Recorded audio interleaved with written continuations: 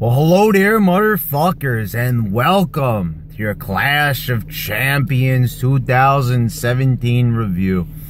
I have mixed feelings about this pay-per-view, and that's mostly because, there's only 6 matches on this show. They ignited a feud between Mojo, Raleigh, and Zack, Ryder, so I'll give a little bonus here. That was on the pre-show, and Mojo, Raleigh beat him. Which, I like the video package that they put together for the match, but why wasn't it on the main show? Like, it wasn't important enough. You had these guys tag teaming together for, 3 years almost, really, realistically 3 years tag teaming together. Zack Ryder goes down with an injury. I said this time and time again, there's no excuse why Zack Ryder couldn't be a big star in WWE. It's mostly because McMahon, didn't get Ryder. He didn't get the broski thing. And, I'm not saying like Zack Ryder was the coolest or most awesome thing of all time, but the guy was over. He still gets a pretty decent pop when he comes out. So, and you look at Ryder, the guy's got a better body than Sami Zayn. You put Zack Ryder, let me put it this way to you guys. What can Sami Zayn do that Zack Ryder can? Oh, he's got more indie experience.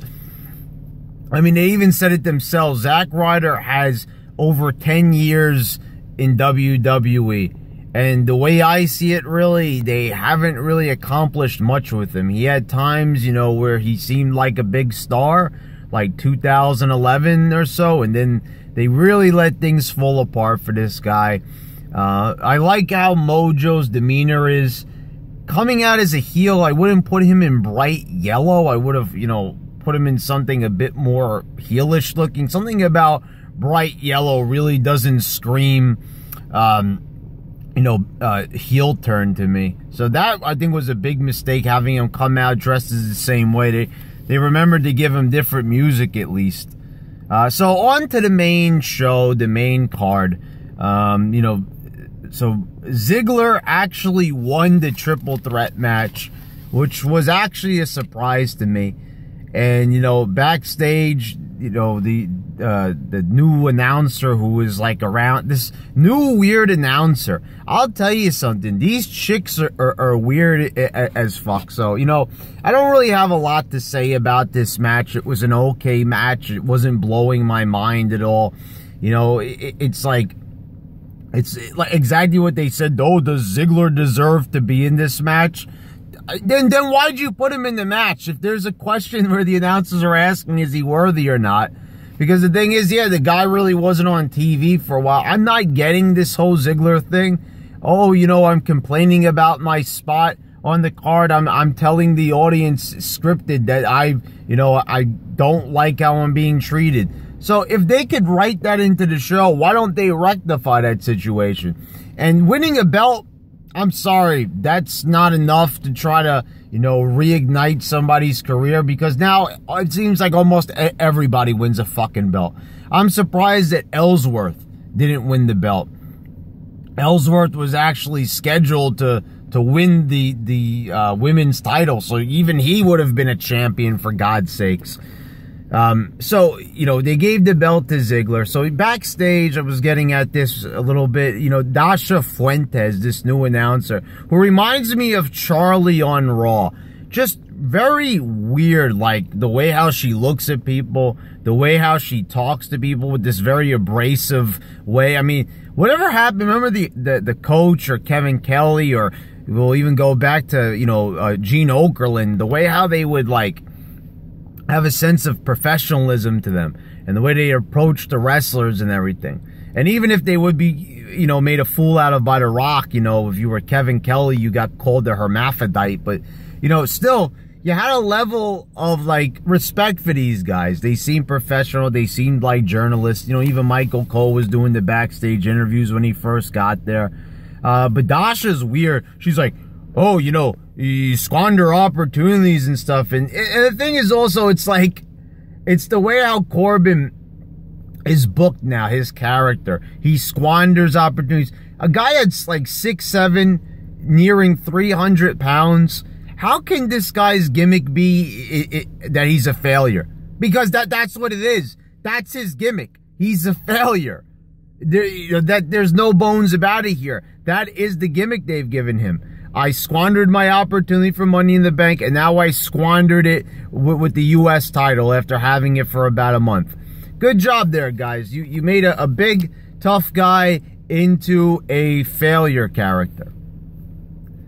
The Usos won the Fatal 4-Way Tag Team title match. Aiden English's song was probably the highlight of all this, you know. There was nothing really here to get too excited about. You know, you had some fast-paced action. I don't know, for like a portion of the match, it seemed like Shelton Benjamin just disappeared. You know, I'm not really getting... I like Chad Gable's little, like, you know, little explosive thing where he started hitting Chaos Theory German suplexes. You know, what's the Chaos Theory? It was a Doug Williams move, and he started hitting those rolling Germans out of nowhere. So that was like, I guess you could say that was a highlight during the match. But I liked Aiden English's song. This guy has a lot of character. He doesn't really look like much, but, you know, at least he's got a character going on. At least you could say that about the guy. You know, I complain about characters, and, you know, he is entertaining when they get him on the mic. And he does that. I don't know so much about a tag partner, but he is a good manager. If we're not going to have Lana, but I don't know. The whole crowd is chanting Rusev Day. I don't really think it's that funny. But, you know, I know that WWE is going to milk this for all they're worth, because, you know, that now they've gone the other way. It's what the in-house crowd thinks. What the house says goes. It doesn't matter what the home audience thinks, which actually matters more towards ratings. You know, we're just going to go with what the crowd says. And we're going to say Rusev Day probably for 2 fucking years. And, you know, it's not going to end. Just like, you know, we're still doing the same old New Day shtick. We're still doing the whoo-hoo 3 years later. So what else we got here? Charlotte defeated Natalya in the Lumberjack match. I noticed they're not saying Lumberjill match. You know, I guess they figured that sounds too nerdy. You know, okay, so the match was just kind of bland. It was a flat match, you know. I don't understand. You have all these heels around the ring, and the only one who's actually a face is Naomi. I don't know how they went about doing that, you know, but it kind of shows that you just have a lot of heels, you know, like too many of them, and they're not doing anything. And, you know, Ruby Reiner's squad come out there. They don't look like stars. Liv Morgan is like the SmackDown version of Alexa. She's like the bootleg version of Alexa Bliss. Let's be perfectly honest with the pigtails. How can you have 2 wrestlers looking the same exact way in the same company? Oh, it's Raw and Smack. I know, but they look exactly the same. How can you have them looking exactly the fucking same? I'm not really understanding that, how you could have like a carbon copy on one show and then another. You know, it's obvious. Alexa Bliss is the far more talented of the two. Why she is allowed to go out there dressed and looking almost the exact same way, I won't understand. But whatever. We could talk about Ruby Riott. Go watch my video on her if you really want to know how I feel about her. And, you know, their decision to bring her up to the main roster, and their decision to have her hired at all in an employment position. So here's the thing. I don't get Natalya. She's so weird and awkward, and that could be a great way to get her over, because she's never been over and she never will be over unless they capitalize on her awkwardness. It's just, she's doing this yay thing in the you know, after every move, and I'm not really getting it. She comes out with cat ears. They're talking about how many cats she has at home. Why they don't build off of this and make something hilariously great out of it is beyond me. Maybe Natalya is not really capable of it. She's not very believable on the mic.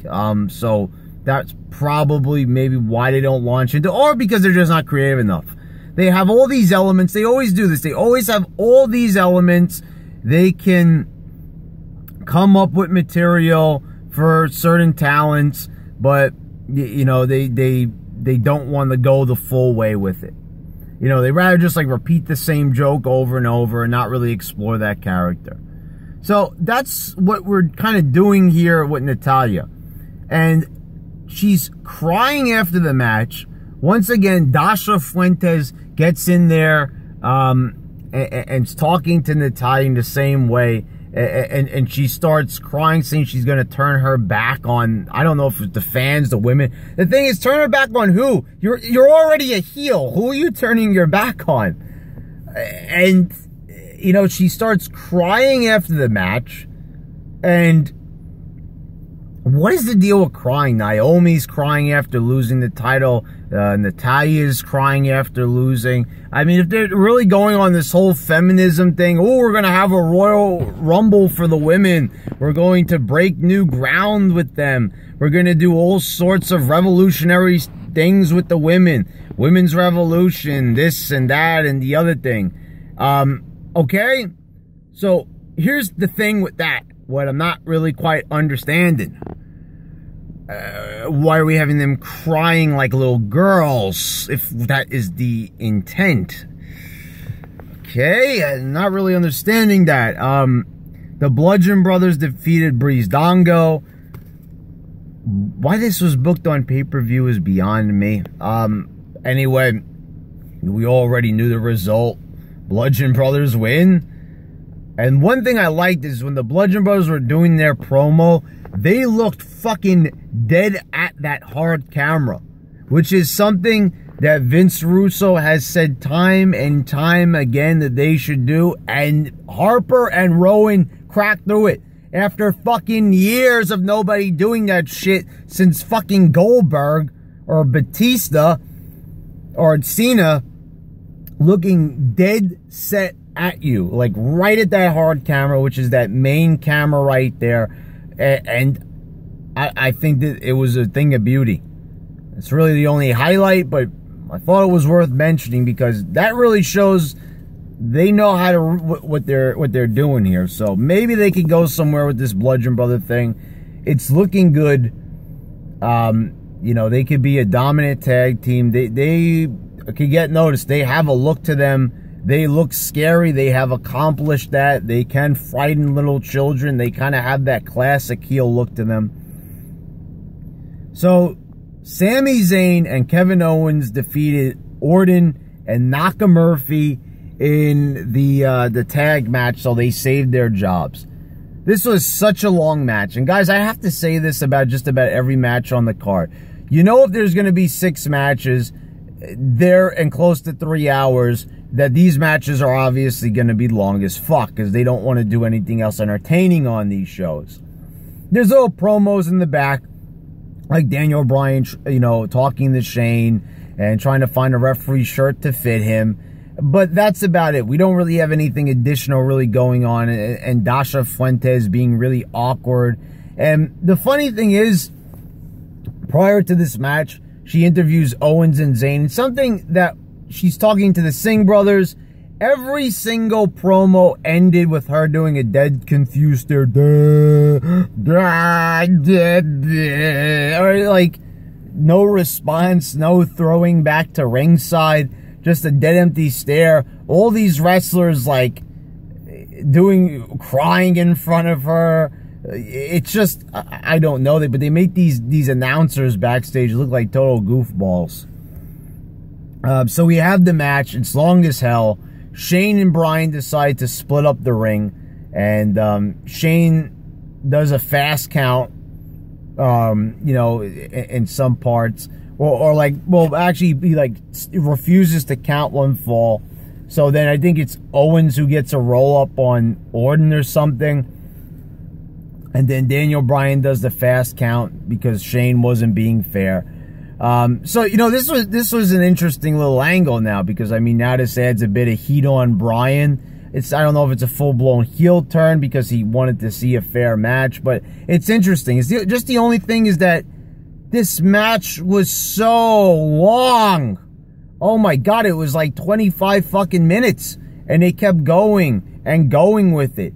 And that's what I say is the theme of it. It's like they should have had more matches. There's no reason why you couldn't accomplish this in 15 minutes.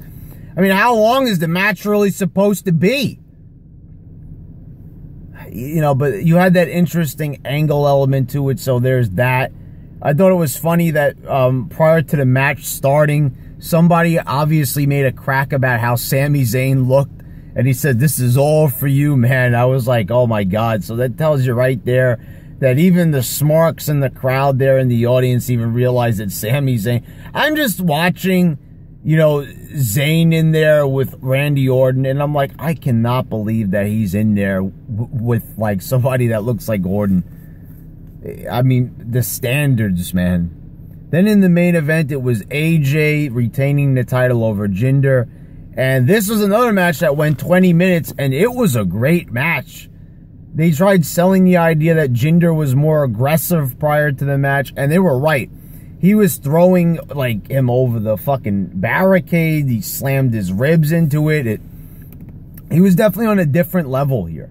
And I have to say, it really fucking, it really paid off. It was a good match. It was a long fucking match, but I think Jinder did well. And this silences all the Meltzer Magoos and the Wade Kellers. And I'm reading Wade Keller's review. Oh, it was a good match, but not a great match.